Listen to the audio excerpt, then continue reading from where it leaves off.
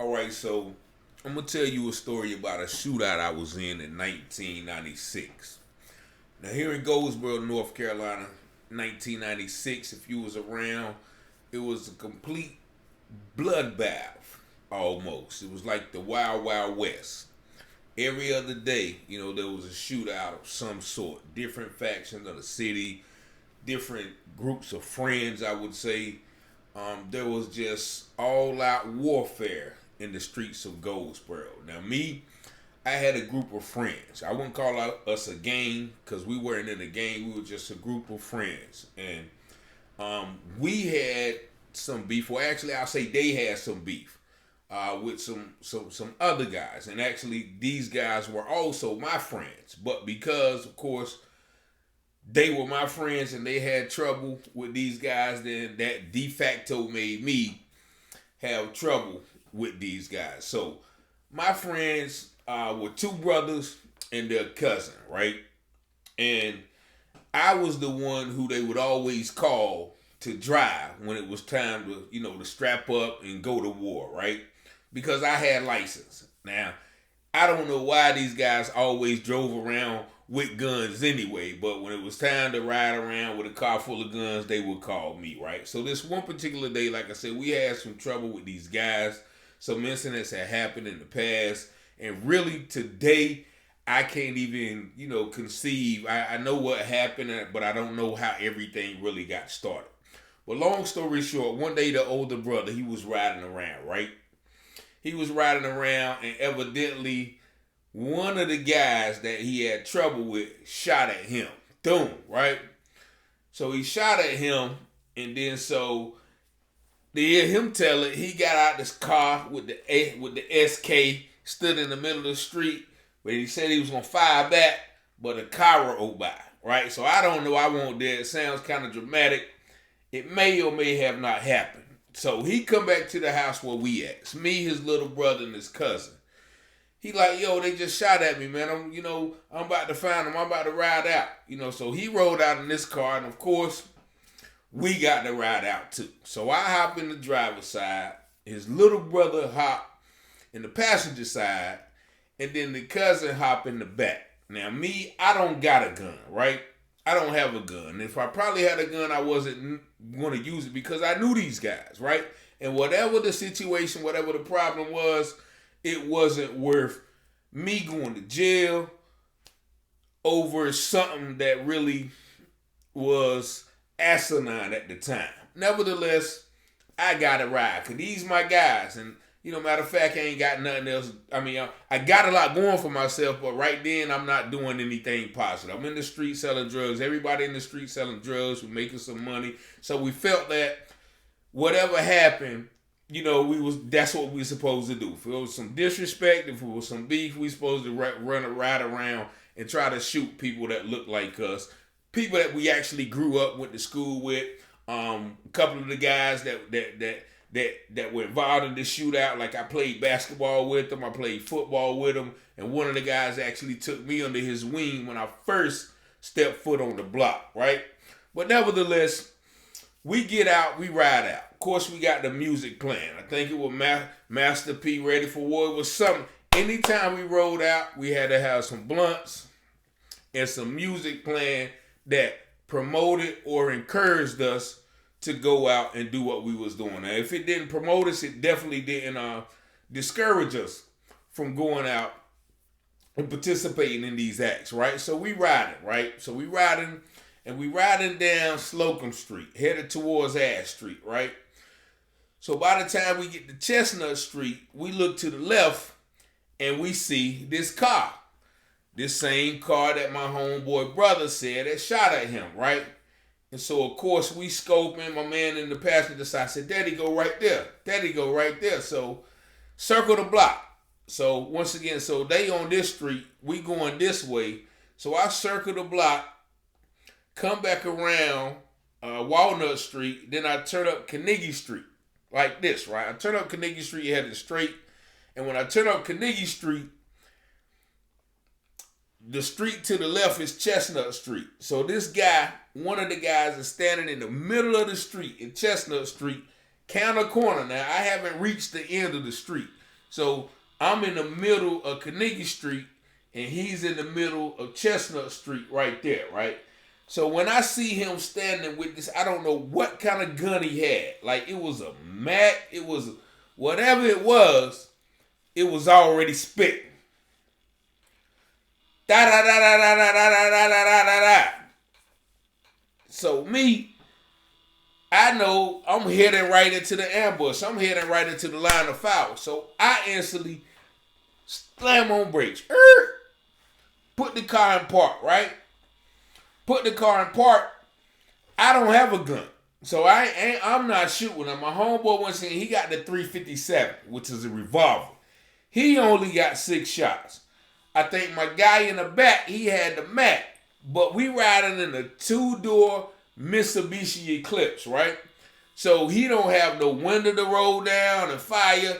If any way he firing, he gonna have to fire between us and, possibly risk shooting one of us. So instantly I see the predicament where we in, where we just pretty much sitting ducks. Cause he had already stopped, got out the car. The other 2 dudes in the car with him had got out too, right? So my first instinct is get out of Dodge, get out the way. So I instantly pull the car in the park, open the door. Once again, when I open the door, I'm literally hearing bullets. Pew, pew, pew, pew. Like, anybody never ever been in the shootout, you know how bullets sound when they real close to you. Like, you can hear them like, pew, pew, pew, pew, pew. And so that's what I'm hearing. And I'm like, oh my God, what I done got myself into. So I instantly hop out the driver's side, right? I hop out the driver's side and I run around the back of the car. And I head over to this yard. It's actually the same yard that my homegirl Sweet Tea used to stay in. It's a big brick house right there. And it has some steps and some side bricks to the steps, right? So I instantly hop down on the ground and duck under the steps. Phew, phew, phew, phew, right? But I'm looking up, right? So I'm looking up. My homeboy with the Mac in the back of the seat, instead of returning fire, he halfway down the street going the other way. Now once again, he got the biggest gun that we have. So, it's a Mac, it was a Mac Nino or Mac 11 or something. But instead of him returning fire, he retreating. And once again, I still haven't talked to him about this to this day. We never discussed it because we just went on about it. But my other homeboy in the side of the car, right? So, he was always, he was always watching movies and shootout movies. So evidently he thought he was in the movie. So he hopped out the car and he opened his door. And just like the police in the movie, he opened his door and kneeled down behind the door and, and he bowed.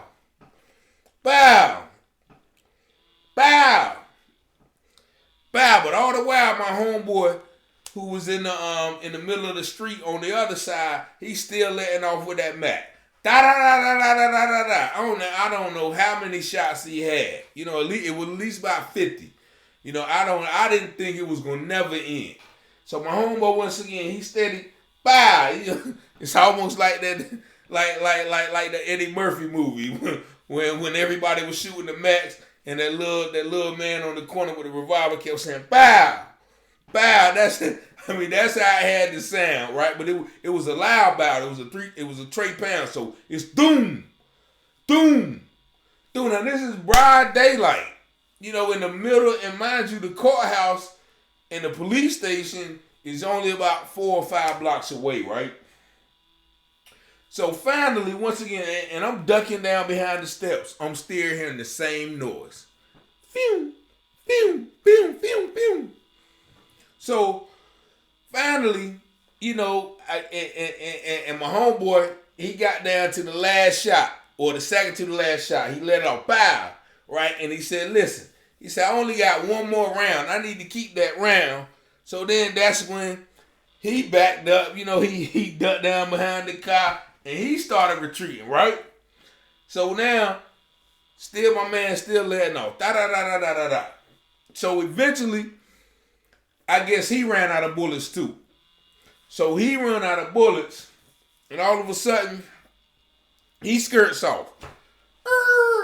He heading right down the street toward the police station, right?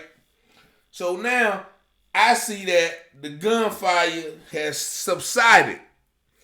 So now, I hop in the car. I hurry up and hop in the car. And my other homeboy, he hadn't got too far, so he hopped in the car. And I think we had to ride around the block and get my other homeboy, right? So we ride off, and then, we go to the house, kind of regroup, and then so we get there. Now the older brother come back by, he come back home and was like, and we tell him what happened. He was like, man, I heard the shooting, I just didn't know where it was, right? So regardless of the fact, right, everybody survived that shootout, right? And I often think about these things. The reason I'm telling this story is not to, to brag or to boast or promote this type of insidiousness or this type of lifestyle. What I'm really still just grateful of is that nobody died that day, right? Now, mind you, we 18. I think my other homeboy in the back, he was like 22. The dudes that was shooting at us, same age, 18, 19, 20 at the most.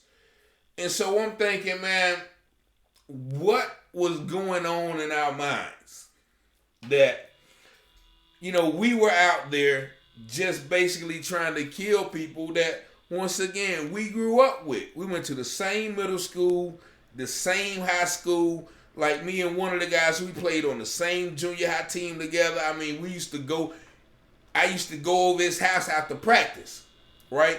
And the other guy, once again, I used to play ball with him. I used to play basketball for his dad. We all came up at the boys club playing against each other in school. And the other gentleman, once again, he was almost like my mentor at one point in time when I first started getting out on the streets about 15 or 16, right? And so now, today, right, I think one of the guys is a pastor, one of them is a family man, and one of them, I think he's still going through some legal troubles of his own right now. But it just amazes me of the mindset, and that's why sometimes I look at the young guys today. And back in '96, we had that kind of North versus Web Town, or the North versus the jungle. And once again, I don't know how it was, because I was friends with everybody. I went on all the sets because I used to play cards, so I was everywhere. But some of the times, the people I was affiliated with would, put me in situations where, my loyalty was questioned, because I was loyal to my friends. But of course, I realized the big picture, like, I ain't got no problem with y'all. We all grew up together. We all getting money. Why is we out here trying to kill each other over whatever the situation was? Many of us, I didn't have children at the time, but many of them had children. A lot of them, it's just insane. So I think about the young guys today with the beefs on the streets of Goldsboro and the shooting. So I can't really condemn them, but I do want to just, give them an example of how foolish it was. Because now, once again, to this day, all three of those guys that were shooting at me that day are my friends. But just that one instant, that one act of bravado, or that act of, who's the toughest, could have ended my life, could have ended one of their life, or it could have put them in prison for a long, long, long, long time.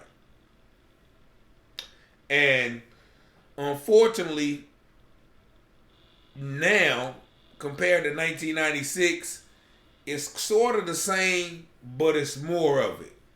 So when I see the young guys out there, like I said, it was a shootout earlier this year right by my house. And I went and spoke to one of the young guys, who was on the porch, and I noticed every time I see him, he had a big gun. And this particular day, I wasn't home. Matter of fact, no, I was home. I was asleep. But this guy, and then somebody tell me about it, so I go over there and talk to him. And by the time I talk to him, I guess he done called his friends. So now it's about 3 or 4 dudes over there with big guns. Like one dude, the gun was bigger than him, I promise you. And I'm like, man, what is we doing, man? All these guns we got, we're going to use on each other. That's the only, because that's, people kill where they live. Whether you're in, New York, whether you're in Goldsboro, or whether you're in Knoxville, Tennessee, or Appalachia, Western Carolina. People kill where they kill. So it's not about black on black crime, but it's about just the unsanctity of life, that has become prevalent in this society. So I'm telling this story, just to reflect on the fact that I understand, how young guys may feel, when going out there, especially under the influence of drugs, alcohol, music, gang influence, rank, trying to get all of those things. But you have to look at the bigger picture, because now I'm 45. That was in 1996. That was about 27 years ago that I almost died, literally by the grace of God. Like I can literally hear, phew, phew, phew, phew. And I can imagine what if one of those guys would have hit me, right? They would have felt sorry because they know, damn, man, I used to daggone play ball with him. He ain't have nothing to do with that. You know what I mean? He ain't deserved that. And as well as a lot of people who have died by gunfire, they didn't deserve that. Whatever it is, whatever beef that we have as young black men, we have to learn how to stop and process and not act out of anger, out of that one particular moment that could end a life and also ruin a life. But we're not thinking in that moment. The best thing to do, when you get angry or you feel slighted or when you feel disrespected, is just really take a step back and think, if I go out and do this, what is going to be the consequences? What is going to be the repercussions? But a lot of times we don't do that because we're just reactionary. This is what we're supposed to do. This is how, I remember one time in Virginia, the dice game got robbed. And all my homeboys that was in the house with me, everybody, the dude went around the room and took everybody's money. And me, I'm like, all right, I'm going to get some more money. And matter of fact, it was just the money I won from him in the dice game. Anyway, I'll tell y'all that story on another day. But all the other guys strapped up, went, we got to find him. And I hopped in the car. I had a little 3 pounder. But I didn't want to do nothing to this man because I know that was part of what came with the way I was living. So I'm not going to go and kill this man because he took a few $1,000s from me that was originally his. No, I'm gonna go to sleep and answer my phone the next day and start back making money. But we have this sense of bravado, this sense of nobody's disrespecting me. And then when you're sitting in a cell, facing 20 years, then you realize, dang, that wasn't worth it. That little few $100s or this little disrespect or this man sleeping with my girl or, whatever the situation is not worth taking a life and spending the rest of your life in jail. So I hope this video reaches somebody who needs to hear it, share it, because I'm not promoting, the fact that those things happen. And shout out to the guys, if you're around you was around that time, you know who it is, and I actually wrote that in my book, Brushes with Death, because that's literally a brush with death that I have that I'm grateful and blessed to have survived. But a lot of people during that era, they didn't survive, or they committed acts that caused them to go to prison for a long time. Now, I was one of the lucky ones. I was blessed. And so, you know, I hope this video makes sense. You know, but I had to share the story to kind of give you a vivid, in-depth look of, you know, what occurs in the spur of the moment. Like literally, like it was like an out of body experience when I'm going through that. But now I can sit back and recollect and actually talk about it and actually, you know, kind of almost laugh about it, because it was foolishness. It was definitely foolishness. So, you know, I definitely want, you know, to reiterate that, you know, whatever happens in those streets, or not even in the streets, in your life, you know, where you feel the need to go and do something to somebody for whatever reason it is. Now outside of messing with my daughter or my family, you know, I understand that, you know, but anything other than that disrespect, or that you know, that code of the streets where if somebody disrespect you, you have to retaliate. Just think about it before you do, and think about the repercussions, not only on your life, but on the life of your family, your children, your mother, your father, your sister, the brothers, those people who may have to bury you, or those people that you put in a bad position because you're now doing 20 years or 30 years, and now you got to depend on them to send you money out of their check, or, you know, to accept your phone calls, or bring your children up back and forth to see you, or write you letters and things like that, when you could have just made a better decision and stepped back and think about the whole totality of the issues. So I'm Richard Taylor. Peace and blessings. Thank y'all for tuning in. Like the video, share the video. I'm out. But peace, love, and blessings to everybody.